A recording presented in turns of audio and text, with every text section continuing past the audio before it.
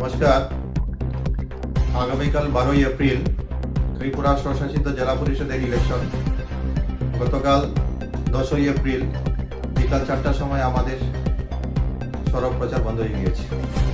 কিছুক্ষণ আগে খবর পেয়েছি 4 নম্বর করমচড়া রিজার্ভ সিটে 3 নম্বর বুথের মধুবন এডিসি ভিলেজে সেলফুইসরাতে প্রাক্তন বিধায়িকা মলিনা দেবনাথ এবং ওনার সাঙ্গপাঙ্গরা গাড়ি করে গিয়ে আজ সকালবেলা ওখানে প্রচার করেছেন এবং ভোটারদের মধ্যে ক্যাশ ডিস্ট্রিবিউশন করেছেন। খবর পেয়ে পাড়ার লোকজনরা সাথে আপত্তি জানিয়েছে, সঙ্গে সঙ্গে পুলিশকে খবর দেওয়া হয়েছে।